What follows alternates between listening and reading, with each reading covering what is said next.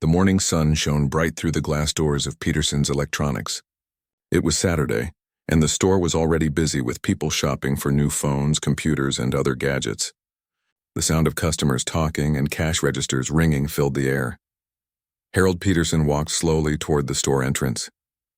He was 78 years old with gray hair and wrinkled hands. His old fishing jacket had seen better days. The green fabric was faded, and there were small holes near the pockets. His sneakers were white ones, but now they looked dirty and worn. Harold had been wearing these clothes all week while working in his garden at home. As Harold pushed open the heavy glass door, a small bell chimed above his head. He paused for a moment, looking around the store he knew so well. The bright lights made everything look clean and new. Rows of televisions showed colorful pictures. Shelves were filled with the latest smartphones and tablets. Young people moved quickly between the aisles, picking up items and checking prices. Harold smiled softly as he watched the busy scene. He remembered when this store was much smaller. Back then, it had only one room and sold just a few types of radios and televisions. That was 40 years ago when he first opened Peterson's Electronics. Now the company had over 50 stores across the state. But Harold did not look like a successful business owner today. His clothes were simple and old. He moved slowly because his knees hurt from age. Some customers glanced at him and then looked away quickly. They saw an old man who seemed out of place in the modern electronics store. Near the front of the store, Marcus Johnson stood behind the customer service counter. He was 22 years old and had been working at Peterson's Electronics for only 3 weeks. Marcus wore a clean blue shirt with the store logo on it. His name tag was shiny and new. He was proud of his job and wanted to do well. Marcus had grown up in a wealthy family. His parents always bought him the newest phones and computers. He was used to shopping in expensive stores where everything was perfect and clean. When he saw Harold walking slowly through the store, Marcus felt uncomfortable. "Look at that old guy," Marcus whispered to Jenny, another employee who was organizing items behind the counter. "He looks like he hasn't showered in days. I bet he's just here to cause trouble or steal something." Jenny looked up from her work and saw Harold examining a display of tablets. "He seems harmless to me," she said quietly. "Maybe he's just looking for something to buy." Marcus shook his head. "Trust me, I can tell when someone doesn't belong here. That old man is probably homeless or something.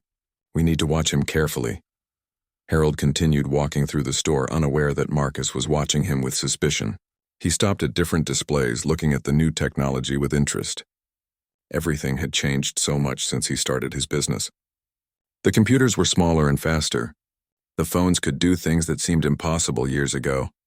A young mother with her teenage son stood near the tablet display. The boy was showing his mother a new gaming tablet, explaining all the features it had. Harold listened to their conversation with a gentle smile.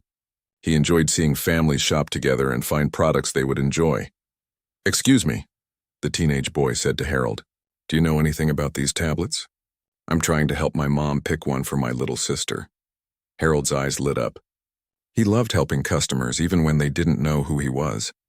"Well," he said in his quiet voice, "that depends on what your sister likes to do. If she enjoys drawing, this one here has a special pen that works really well. If she likes games, this other model has a faster processor." The mother smiled at Harold. "Thank you so much. You seem to know a lot about these things." "I've been around electronics for a long time," Harold replied with a modest smile. From across the store, Marcus watched this interaction with growing annoyance. He saw Harold talking to customers and assumed the worst. "Great," he muttered to himself. "Now he's bothering our customers. I need to do something about this before he scares people away or tries to steal something." Marcus had been told during his training to watch for suspicious behavior. His manager had explained that shoplifters often dressed poorly to avoid attention. They would sometimes distract customers while stealing items.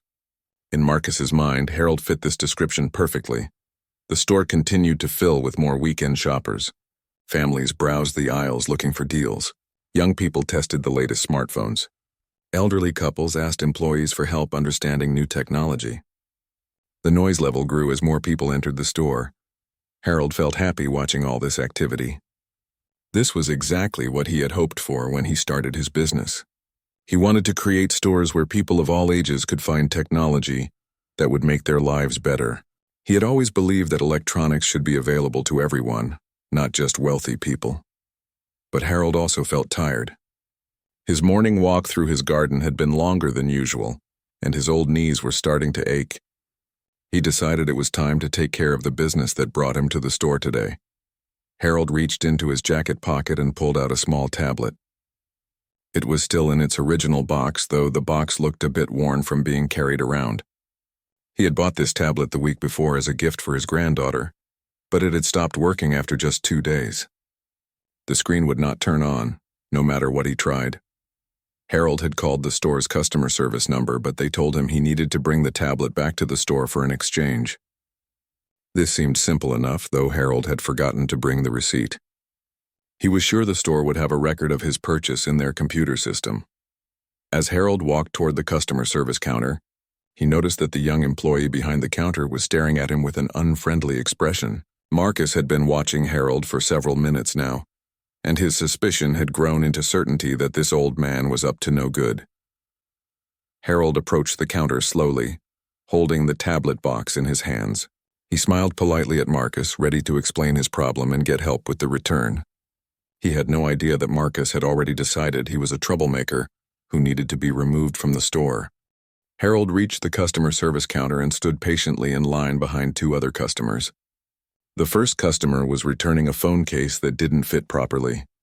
Marcus helped her quickly with a smile, processing the return and offering to help her find the right size.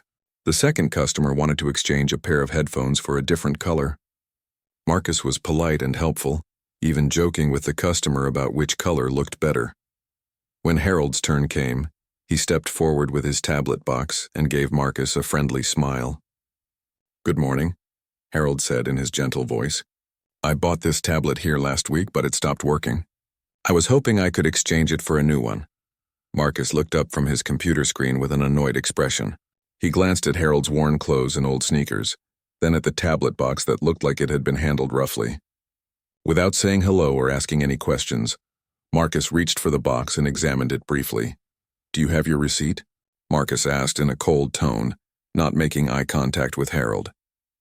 Harold searched through his jacket pockets, checking each one carefully. He found his wallet, some loose change, and a few pieces of paper, but no receipt. "I'm sorry," Harold said politely. "I seem to have misplaced the receipt, but I bought it here just a few days ago. Could you look it up in your computer system?" Marcus let out a loud sigh and rolled his eyes. "Sir, we can't process any returns without a receipt. That's store policy. You should have kept your receipt if you wanted to return something." "I understand the policy," Harold replied calmly, "but surely there must be a way to look up the purchase. I paid with my credit card, and I'm sure I'm in your customer database. My name is Harold Peterson." Marcus didn't bother to check the computer. Instead, he pushed the tablet box back toward Harold across the counter. "Look, we get people in here every day trying to return things they didn't buy here. Without a receipt, there's no proof you actually purchased this item from our store. You could have bought it anywhere." Harold was surprised by Marcus's rude tone, but he remained patient. "I can assure you I bought it here. I've been shopping at Peterson's Electronics for many years. If you could just check your system." "I don't have time to check every story I hear," Marcus interrupted, his voice getting louder. "Do you see how busy we are? I have real customers waiting behind you with actual receipts and real problems to solve." Harold glanced behind him and saw that no one was waiting in line. The customer service area was actually quite empty at the moment. He turned back to Marcus with a confused expression. "There's no one behind me right now, and I really would appreciate your help with this. The tablet just stopped working and I need it for my granddaughter." Marcus was now visibly annoyed. He had convinced himself that Harold was trying to run some kind of scam, and the old man's persistence only made him more suspicious. "Listen, sir, I've heard every sob story in the book. Everyone has a sick grandmother or a special occasion when they're trying to return stolen merchandise." "I never said my granddaughter was sick," Harold said quietly, feeling hurt by the accusation, "and I certainly didn't steal anything. I'm simply asking for help with a defective product." Marcus leaned forward across the counter, speaking in a voice loud enough for nearby customers to hear.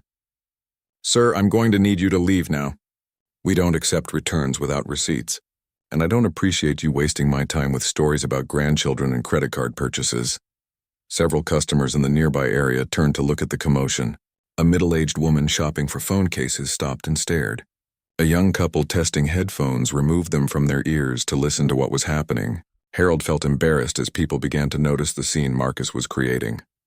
"I'm not trying to waste anyone's time," Harold said, keeping his voice calm despite feeling frustrated. "I'm a loyal customer who simply needs help with a defective product. This is exactly the kind of situation customer service should handle." Marcus stood up from his chair behind the counter, making himself appear taller and more intimidating.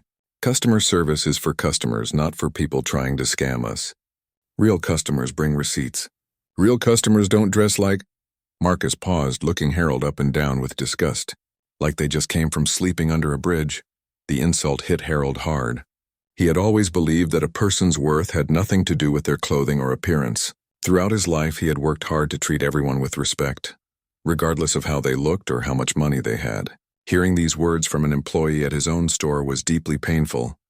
"That was uncalled for," Harold said, his voice still quiet, but now carrying a note of disappointment. "I may not be dressed in my best clothes today, but that doesn't give you the right to speak to me rudely." Marcus laughed mockingly. "Oh, I see. Now you're going to lecture me about respect? Listen, old man, this is a high-end electronics store, not a charity. We cater to customers who can actually afford our products, not people who wander in off the street looking for handouts." More customers were now watching the interaction. Some looked uncomfortable with how Marcus was treating Harold. Others seemed curious about what would happen next. A few people had their phones out, though it wasn't clear if they were recording or just pretending to be busy while listening to the drama unfold. Harold took a deep breath, trying to control his emotions. He had built his business on the principle that every customer deserved excellent service, regardless of their background or appearance.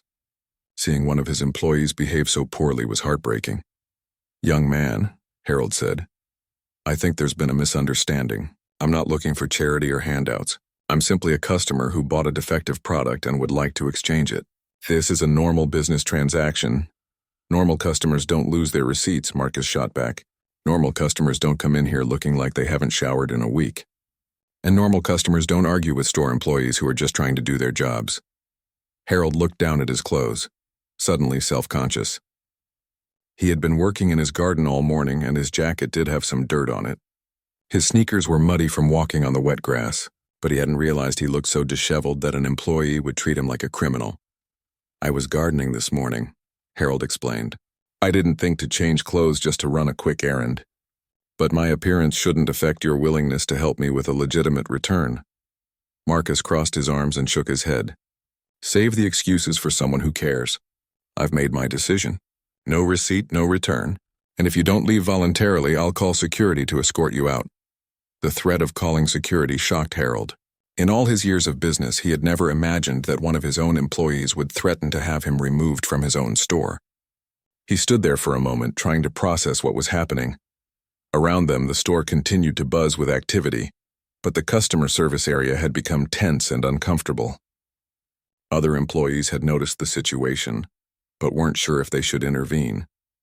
Customers continued to watch, some whispering to each other about the dramatic scene unfolding before them. Harold stood quietly for a moment, trying to understand why this young employee was being so hostile.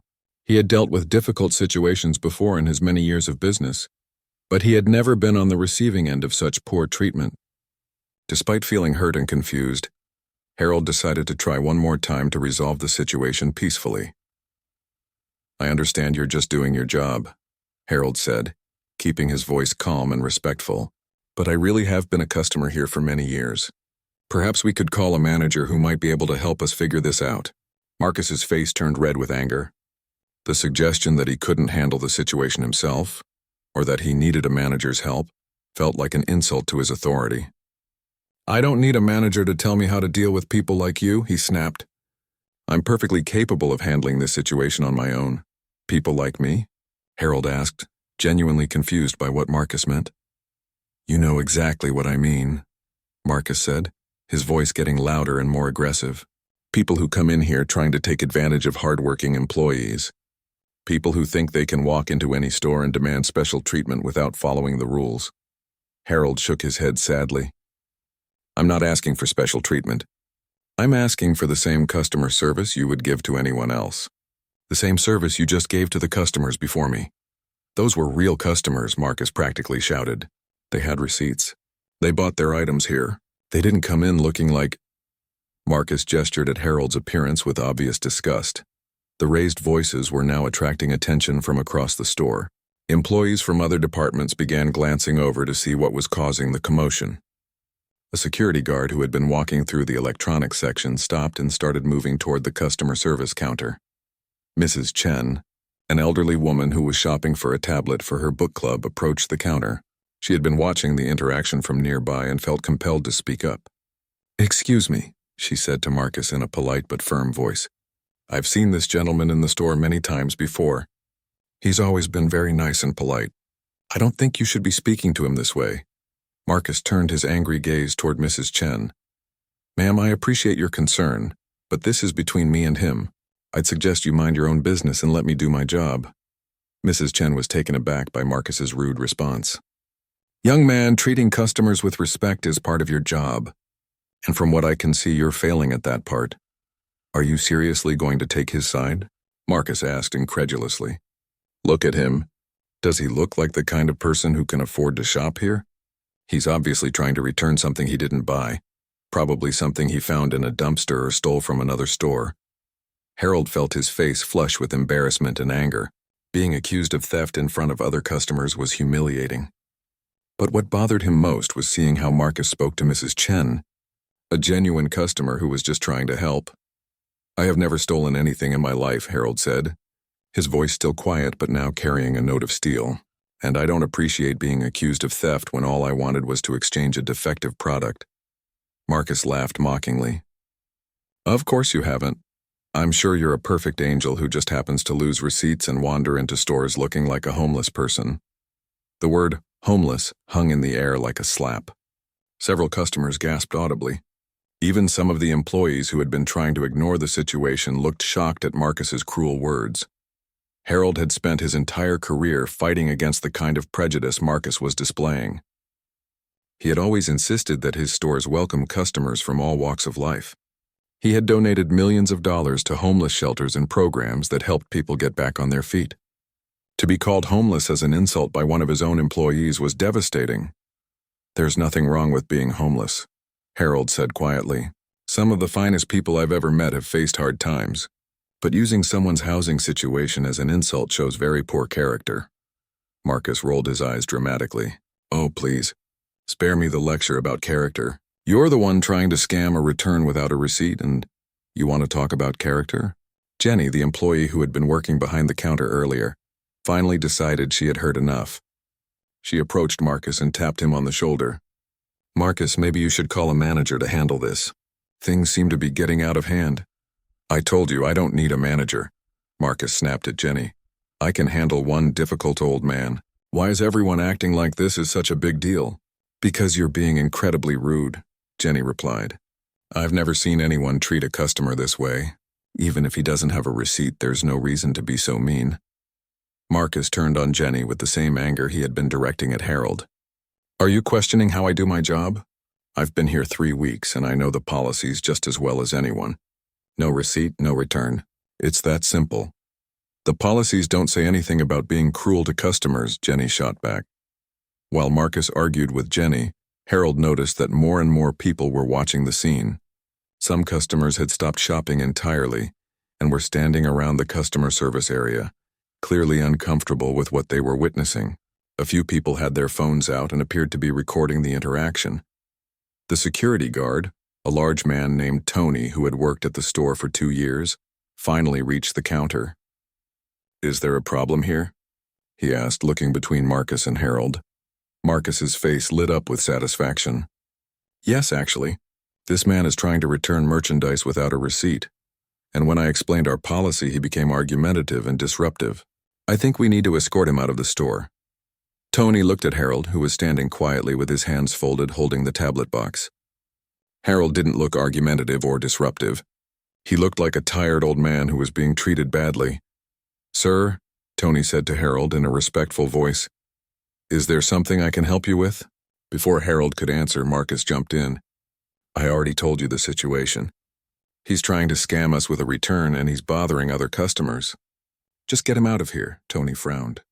He had been trained to handle real security situations, not to remove customers who were having legitimate disputes with customer service. Has he threatened anyone? Has he been violent or destructive? Well, no, Marcus admitted, but he's being difficult and wasting my time. Harold finally spoke to the security guard. I bought a tablet here last week that stopped working. I came in to exchange it, but I forgot my receipt. This young man immediately accused me of trying to steal and has been very rude. I just want to get my tablet exchanged so I can give it to my granddaughter.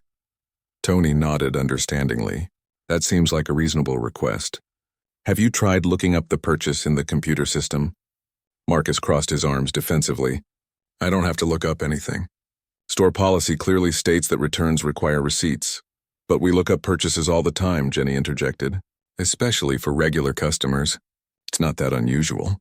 The situation had now attracted a small crowd of onlookers, and Marcus was beginning to realize that things were not going the way he had expected. Instead of being seen as a hero who stopped a potential scammer, he was starting to look like a bully who was picking on an elderly customer for no good reason. The crowd around the customer service counter continued to grow as word spread through the store about the confrontation. What had started as a simple return request had turned into a public spectacle that was drawing customers from every corner of Peterson's Electronics. A young woman named Lisa, who had been shopping for a new laptop, pulled out her smartphone and started recording. She held it discreetly at her side, capturing both Marcus's aggressive behavior and Harold's calm responses. Lisa had worked in retail herself and knew that what she was witnessing was completely unacceptable treatment of a customer. I can't believe that employee is being so rude, she whispered to her boyfriend, who was standing next to her. That poor old man is just trying to return a broken tablet. Her boyfriend nodded in agreement. The guy behind the counter is acting like a total jerk. Someone should report him to corporate. Near the tablet display, a family of 4 had stopped shopping to watch the drama unfold. The father, a middle-aged man named Robert, shook his head in disgust. In my day, employees treated customers with respect, especially elderly customers, he said to his wife. Should we say something? His wife asked, looking concerned for Harold. I think enough people are already involved, Robert replied.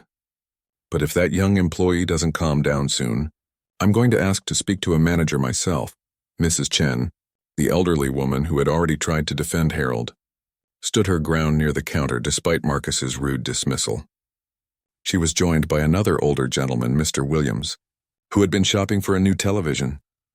Young man, Mr. Williams said firmly to Marcus, I've been shopping in this store for over 10 years, and I've never seen anyone treat a customer the way you're treating this gentleman. It's absolutely disgraceful. Marcus was now feeling attacked from all sides, but instead of reconsidering his behavior, he became even more defensive and aggressive. Look, everyone needs to back off and let me do my job. This man is trying to return stolen merchandise, and I'm not going to let that happen on my watch. Stolen merchandise? Mrs. Chen gasped. You have absolutely no proof of that. You're making accusations against an innocent person. I don't need proof, Marcus replied arrogantly. I can tell when someone doesn't belong here. Just look at him compared to everyone else in the store. The comment about Harold's appearance struck a nerve with many of the watching customers. Several people looked down at their own casual weekend clothes and realized they weren't dressed much differently than Harold. A teenage boy wearing ripped jeans and an old t-shirt felt particularly offended. So you judge customers based on their clothes? The teenager asked loudly. That's messed up, dude. My dad could buy this whole store and he dresses worse than that guy. Marcus's face turned an even deeper shade of red. That's different. Your dad is obviously here with family, shopping for real items. This guy showed up alone with some random tablet trying to run a scam. Harold, who had been listening to this entire exchange with growing sadness, finally spoke up again. I'm not running any kind of scam. I simply want to exchange a defective product. In 40 years of business, I've never encountered such poor customer service. 40 years of business? Marcus laughed mockingly. What business? Panhandling? The cruel joke caused several people in the crowd to gasp in shock. Even some customers who had been neutral observers were now clearly on Harold's side. A businesswoman in a suit stepped forward. That's enough, she said firmly to Marcus. I don't care what this man does for a living. No one deserves to be spoken to that way, especially not by someone who's supposed to be providing customer service. Marcus was starting to feel overwhelmed by the number of people criticizing him, but his pride prevented him from backing down. All of you are missing the point. I'm protecting this store from fraud. That's part of my job. Your job is to help customers, Jenny said, still standing behind the counter, not to insult them and make wild accusations. Tony, the security guard, was becoming increasingly uncomfortable with the situation. He had been trained to handle shoplifters and troublemakers, not to deal with customer service disputes that had spiraled out of control. Maybe we should call a manager, he suggested to Marcus. I don't need a manager, Marcus insisted stubbornly. I can handle this myself. Clearly you can't, said a new voice from the crowd. It belonged to David Martinez, a young father who was shopping with his 2 children. My kids are here and they're seeing you bully an elderly man for no reason. What kind of example do you think you're setting? David's comment about his children made other parents in the crowd take notice. Several families were indeed present, and their children were witnessing Marcus's behavior. A mother named Sarah covered her young daughter's ears when Marcus had made the comment about panhandling. Daddy, why is that man being so mean? David's 6-year-old son asked loudly enough for everyone to hear. The innocent question from a child somehow cut through all the adult arguments and highlighted exactly what was happening. Marcus was being mean to an elderly customer for no good reason, and everyone could see it. Harold heard the child's question and felt his heart break a little more. He had always loved children, and had tried to build his business in a way that would make the world better for future generations. Seeing a child witness such cruelty in one of his own stores was almost too much to bear. It's okay, Harold said gently to the little boy. Sometimes people have bad days and forget to be kind. I'm sure this young man will remember his manners soon.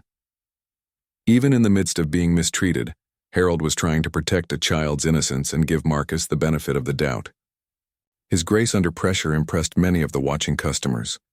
Lisa, who was still recording with her phone, whispered to her boyfriend, "This old guy is handling this with so much class. The employee looks like a complete jerk in comparison." Marcus overheard the comment about being recorded and suddenly realized that his behavior was being captured on video. "Hey, you can't record in here without permission," he said, pointing at Lisa. "Actually, I can," Lisa replied confidently. "This is a public place and I'm documenting poor customer service. This video is going straight to corporate and probably to social media too." The mention of social media and corporate seemed to finally penetrate Marcus's stubborn pride. He began to realize that his actions might have consequences beyond just this moment in the store. But instead of apologizing or trying to fix the situation, he doubled down on his aggressive behavior. "Fine, record whatever you want," Marcus said defiantly. "When corporate sees the video, they'll see that I was protecting the store from a scammer who was trying to return stolen merchandise." "What you'll see," Mrs. Chen said loudly, "is an employee bullying a customer and making false accusations without any evidence whatsoever." The crowd murmured in agreement. It was clear that public opinion was completely against Marcus, but he seemed unable or unwilling to recognize his mistake. The situation had escalated far beyond a simple return request, and was now a full-blown customer service disaster that was being witnessed and recorded by dozens of people. Harold stood in the center of it all, still holding his tablet box, still maintaining his dignity despite being publicly humiliated by someone young enough to be his grandson. Sarah Chen, the assistant manager, was in the storage room doing inventory when she heard raised voices coming from the front of the store. At first she ignored the noise, thinking it was just the usual busy Saturday crowd. But as the voices got louder and more people seemed to be gathering, she decided to investigate. Sarah had been working at Peterson's Electronics for 5 years. She had started as a sales associate right after college, and had worked her way up to assistant manager through hard work and dedication.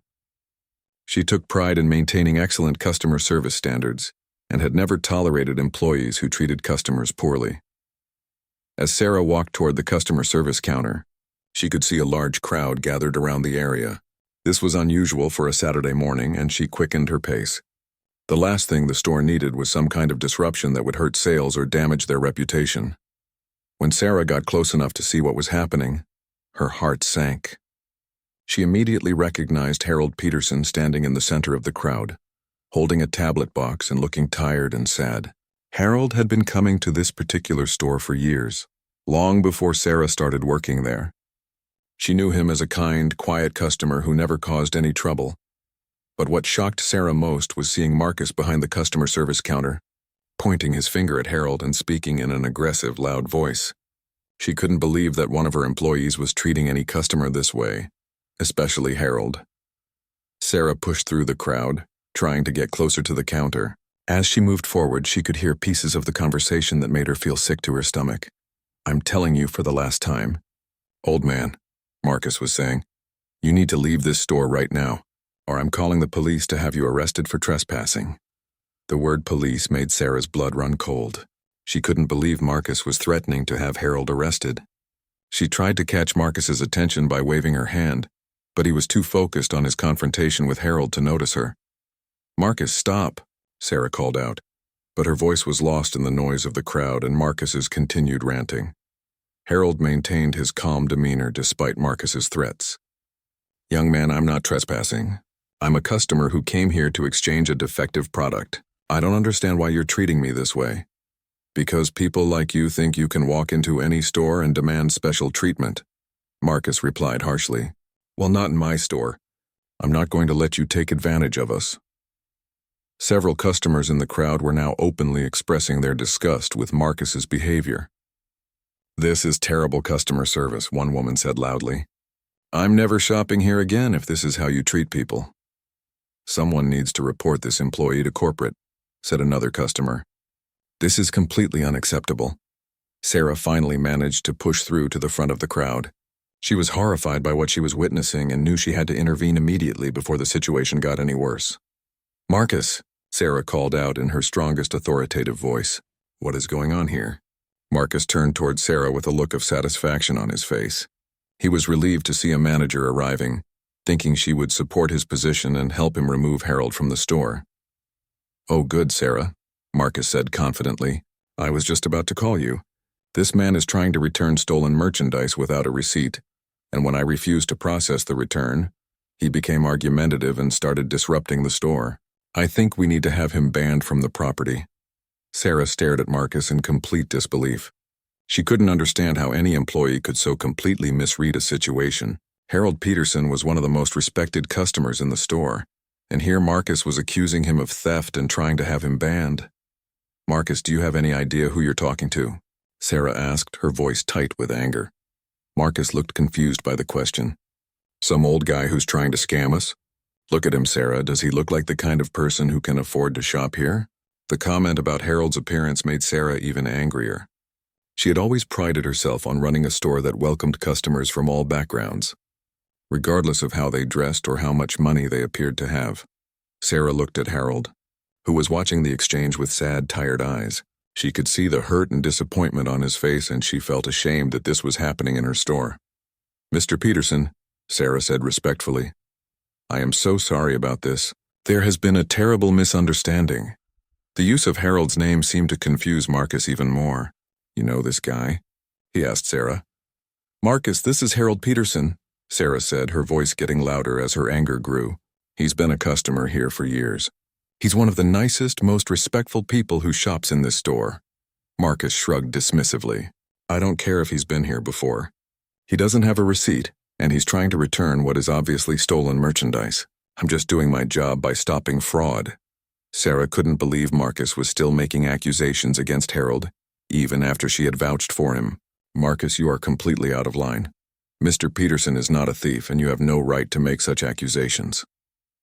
"How do you know he's not a thief?" Marcus asked defensively. "Just because he's been here before doesn't mean he's honest. Maybe he's been running scams for years." The crowd around them gasped at Marcus's continued accusations. Several people began voicing their outrage at his behavior. "This is ridiculous," said Mrs. Chen. "That young man should be fired for treating a customer this way." "I'm definitely writing a complaint to corporate," said another customer. "This is the worst customer service I've ever seen." Sarah realized that Marcus still didn't understand the gravity of the situation. She needed to be more direct with him, but she also needed to be careful about how much she revealed in front of the crowd of customers. "Marcus," Sarah said firmly, "I need you to stop talking right now. You are making serious accusations against a valued customer, and you're creating a scene that's reflecting very poorly on our store." But Marcus was too caught up in his sense of righteous authority to back down. "Sarah, I know you want to be nice to everyone, but sometimes you have to make tough decisions to protect the business. This guy is bad news, and everyone can see it just by looking at him." The comment about judging people by their appearance was the final straw for Sarah.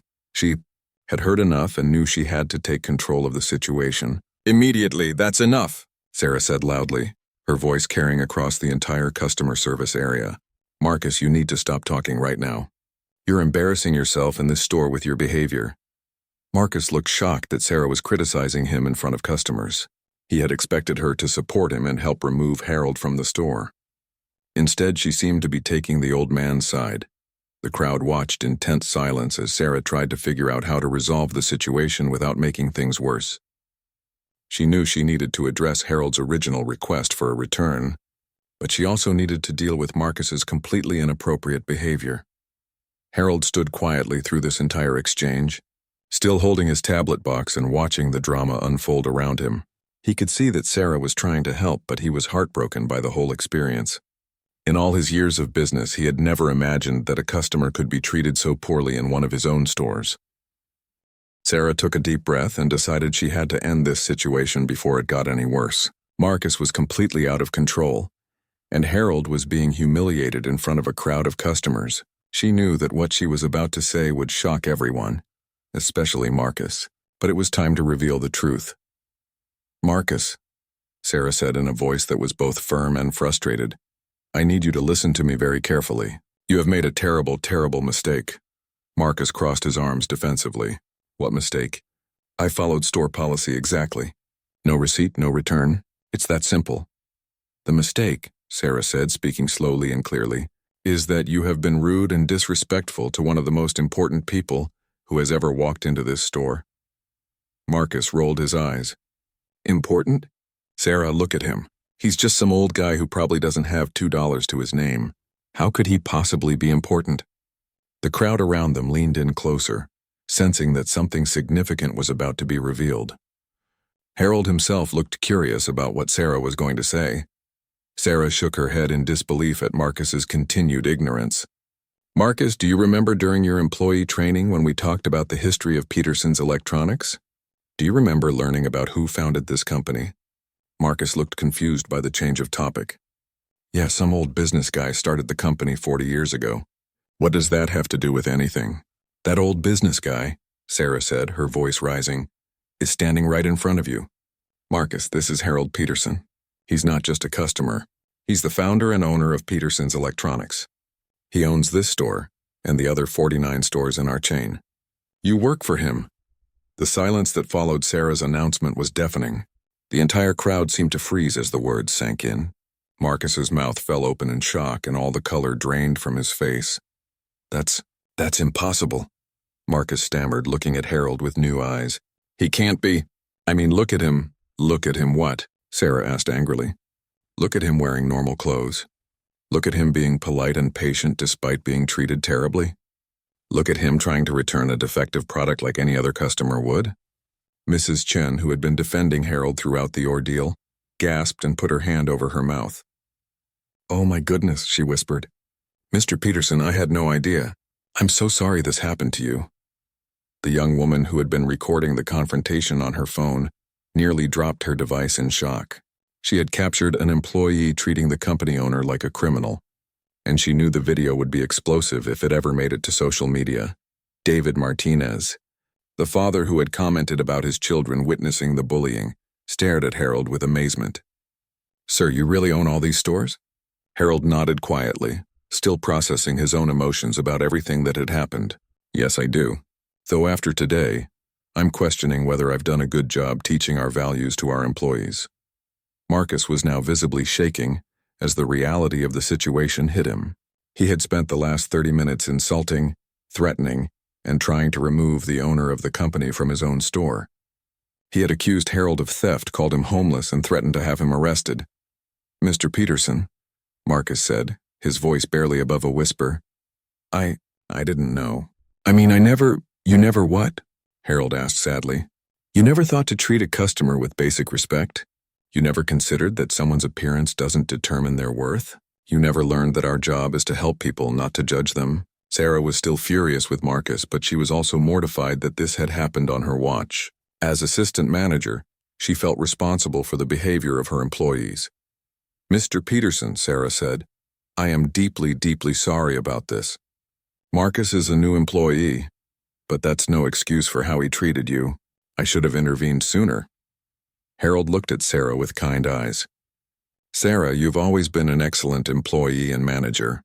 This isn't your fault, but it does show me that we have some serious problems with our training and hiring processes." Tony, the security guard who had been called over to remove Harold, now felt sick to his stomach. He had almost participated in ejecting the company owner from his own store. "Mr. Peterson, sir, I'm so sorry. I had no idea who you were." "Tony, you were just doing what you were asked to do," Harold replied. "You were respectful and professional. I have no problem with your behavior." The contrast between how Tony had treated Harold versus how Marcus had treated him was now obvious to everyone in the crowd. Tony had been polite and tried to understand the situation, while Marcus had been aggressive and accusatory from the very beginning. Jenny, the employee who had tried to get Marcus to call a manager earlier, stepped forward. "Mr. Peterson, I tried to tell Marcus to get help, but he wouldn't listen. I'm sorry I didn't do more to stop this." Harold smiled at Jenny warmly. "You tried to do the right thing, and I appreciate that. Thank you for speaking up." Marcus was now starting to panic as he realized his job was almost certainly in jeopardy. "Mr. Peterson, please, I didn't know who you were. If I had known, I never would have." "Would have what?" Harold interrupted, his voice showing disappointment rather than anger. "Would have treated me with respect? Would have tried to help me?" "Marcus, the problem isn't that you didn't know who I was. The problem is that you didn't treat me like a human being deserving of basic courtesy." Several customers in the crowd nodded in agreement. It was clear that Harold's point was exactly right. How Marcus treated him should have had nothing to do with who he was or how much money he had. "The way you treat people when you think they can't help or hurt you," Harold continued, "shows who you really are. And today you showed everyone here exactly who you are." Marcus was now desperately trying to find words that might save his job. "Please, Mr. Peterson, I made a mistake. I was just trying to protect the store. I thought I was doing the right thing." "You thought calling an elderly customer homeless and threatening to have him arrested was the right thing?" Sarah asked incredulously. The crowd was still watching in stunned silence, trying to process the dramatic turn of events. Many people were looking at Harold with new respect and admiration, impressed by how gracefully he was handling the situation, despite having been so poorly treated. Lisa, who had recorded much of the confrontation, approached Harold hesitantly. "Mr. Peterson, I recorded a lot of what happened. Would you like me to delete the video, or would it be helpful for your investigation into this incident?" Harold considered the question carefully. "That's very thoughtful of you to ask.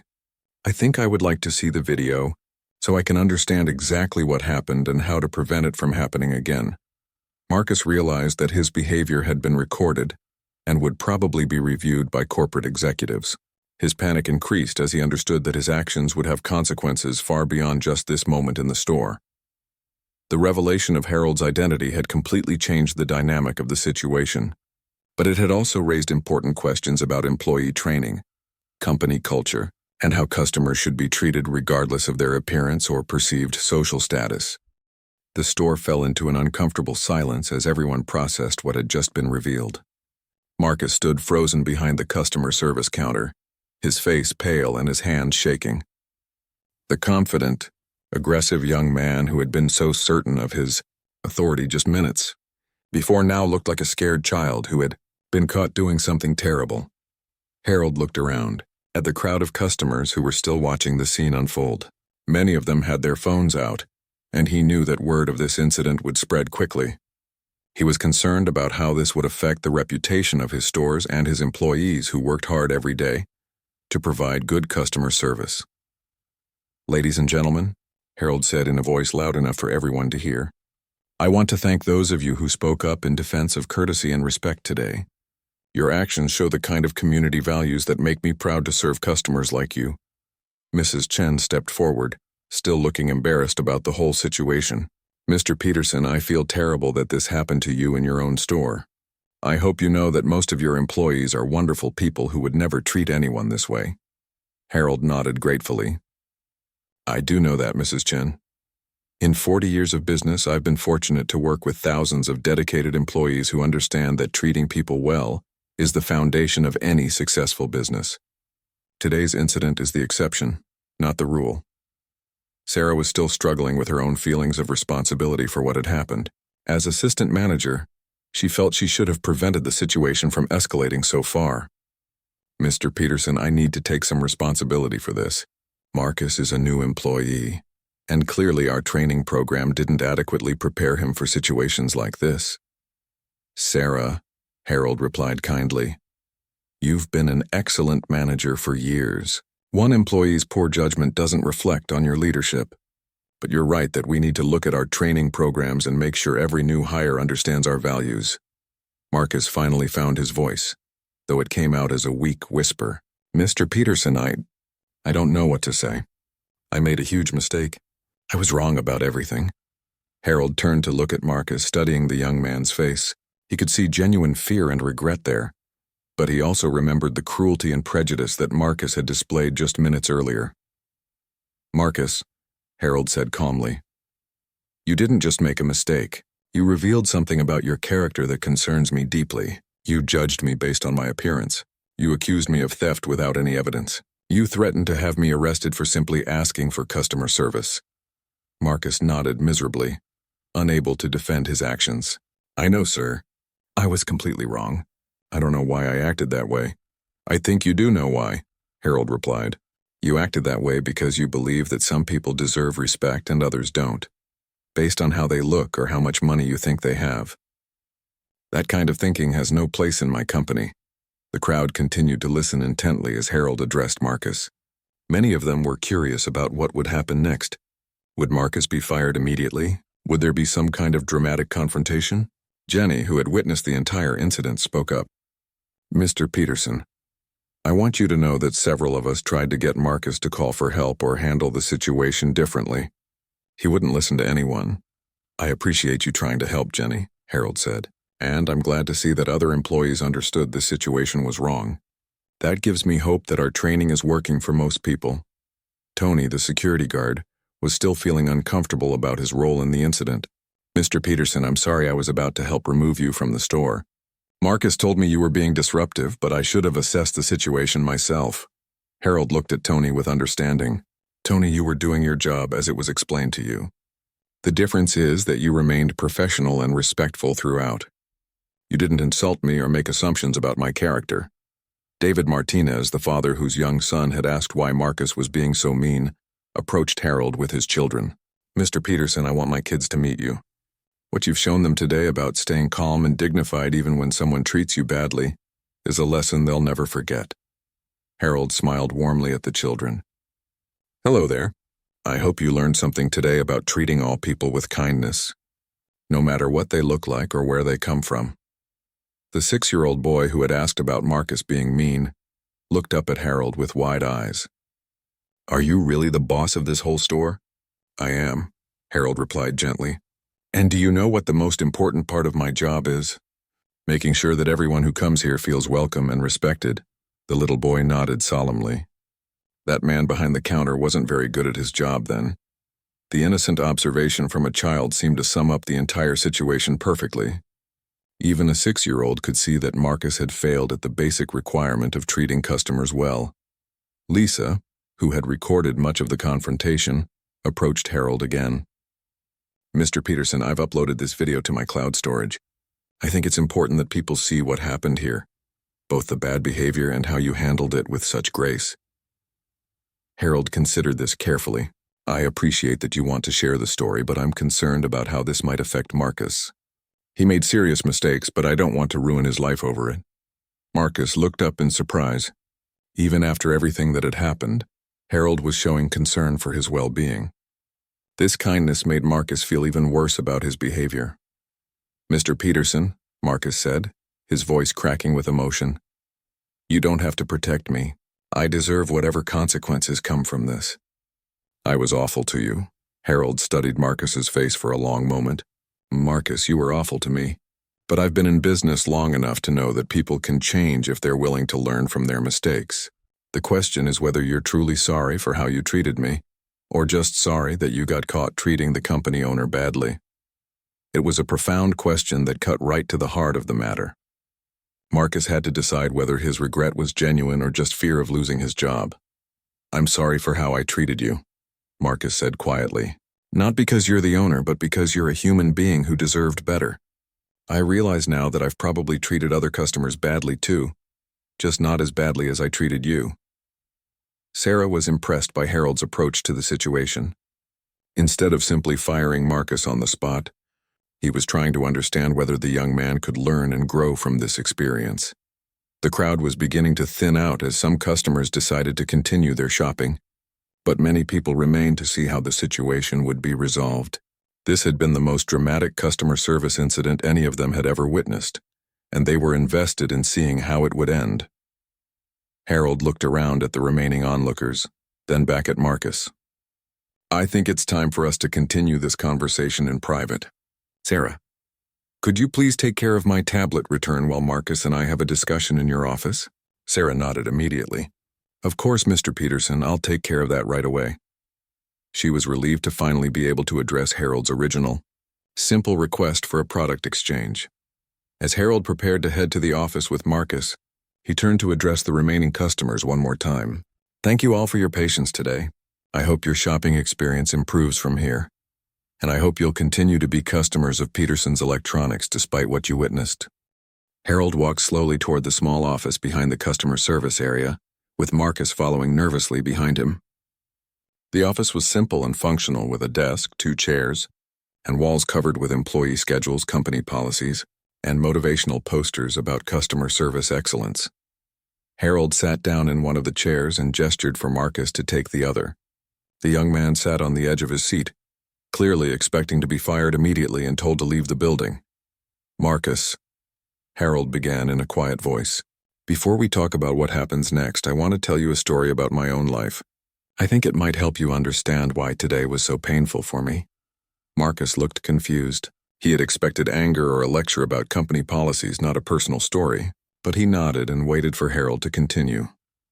"I grew up very poor," Harold said, looking out the small window toward the busy store.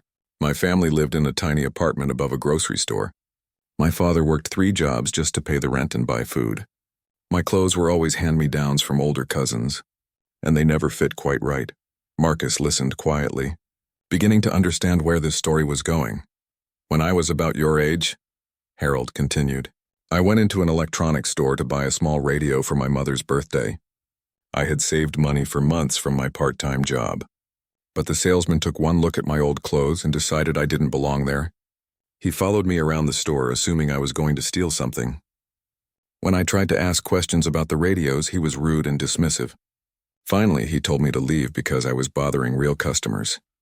Harold paused, the memory still painful after all these years. "I was so embarrassed and hurt that I left without buying anything. My mother never got her radio because one man decided that poor people didn't deserve respect." Marcus felt his stomach drop as he realized the parallel between Harold's story and what had happened today. "Mr. Peterson, I did the same thing to you that man did to you all those years ago." "Yes, you did," Harold agreed sadly.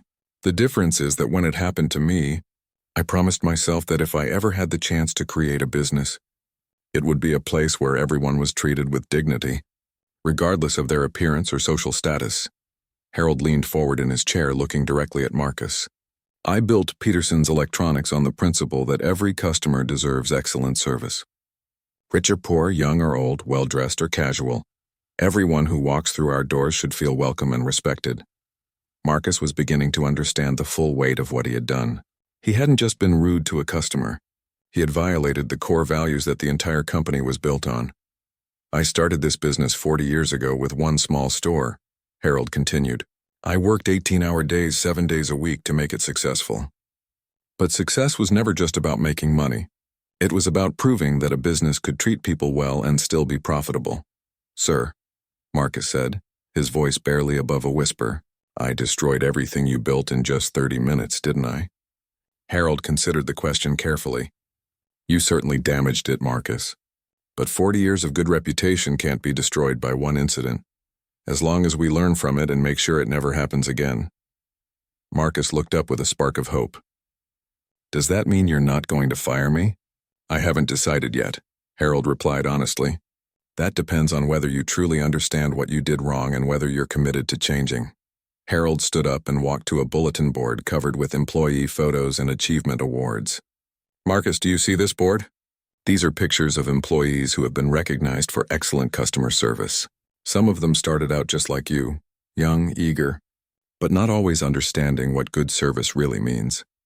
Marcus looked at the board, noticing employees of all ages and backgrounds smiling in the photos. The difference between you and them, Harold continued, is that they were willing to learn and grow. They made mistakes, but they learned from those mistakes instead of repeating them. Harold returned to his seat and looked at Marcus seriously. So here's what I'm going to offer you. You can accept immediate termination and leave today with a reference that says you were let go for violating company policies. Or you can accept a different consequence that might teach you something valuable. Marcus sat up straighter, curious about what Harold had in mind. If you choose the second option, Harold explained, you'll work for minimum wage for the next 3 months. During that time, you'll spend 1 day each week in every department of this store: sales, customer service, inventory, janitorial, and security. You'll learn how the business really works from the ground up. Harold paused to let this sink in. You'll also spend time volunteering at the homeless shelter downtown, so you can meet some of the people you were so quick to judge today. And you'll attend weekly training sessions with me personally, where we'll discuss customer service, respect, and the values that make a business successful. Marcus was stunned by the offer. He had expected to be fired and possibly blacklisted from working in retail ever again. Instead, Harold was offering him a chance to learn and redeem himself. At the end of 3 months, Harold continued, if you've shown real growth and understanding, you can return to your regular position and pay. If not, you'll be terminated then. The choice is yours. Marcus didn't hesitate. I choose the second option, sir. I want to learn. I want to become the kind of employee you can be proud of. Harold smiled for the first time since the incident began. Good, but I want you to understand that this won't be easy. You'll be doing difficult, humble work for 3 months. Some of your coworkers might treat you differently after what happened today. Are you prepared for that? Yes, sir, Marcus replied with determination. I deserve whatever consequences come from my actions. And if people treat me differently, maybe I'll understand how it feels to be judged unfairly. Harold stood up and extended his hand to Marcus. Then we have an agreement. You'll start your new training program on Monday morning. Sarah will give you the details about your schedule and assignments. Marcus shook Harold's hand gratefully. Mr. Peterson, thank you for giving me this chance. I promise I won't waste it. See that you don't, Harold replied. Because this is the only second chance you'll get from me. As they left the office, Harold had one more thing to say. Marcus, I want you to remember something. The way we treat people when we think no one important is watching shows our true character. Today you learned that everyone is important, and someone is always watching. Over the following months, Marcus threw himself into his rehabilitation program. He worked in every department, learning to appreciate the hard work that went into running the store. His time at the homeless shelter opened his eyes to the struggles that many people face, and he developed genuine empathy for others. The incident became a turning point not just for Marcus, but for the entire Peterson's electronics chain. Harold used it as a case study in training programs across all stores, teaching employees about the importance of treating every customer with dignity and respect. Marcus eventually became one of Peterson's most dedicated employees, and his story of redemption became an inspiration to others. He never forgot the lesson he learned that day about judging people by their appearance, and he spent the rest of his career making sure that every customer who entered his store felt welcome and valued. Harold continued to visit his stores regularly, often dressed in his casual clothes, observing how employees treated all customers. The incident with Marcus had reminded him of the importance of staying connected to the day-to-day operations of his business and ensuring that his values were being lived out in every store. And Mrs. Chen, the elderly woman who had first spoken up in Harold's defense, became a regular customer who always made a point to compliment employees when they provided excellent service. She understood that recognizing good behavior was just as important as speaking up against bad behavior. The story of the clerk who denied the old man, Service became a powerful reminder that respect and kindness should be given to everyone, regardless of their appearance or perceived status. It showed that true character is revealed in how we treat people when we think it doesn't matter, because it always matters.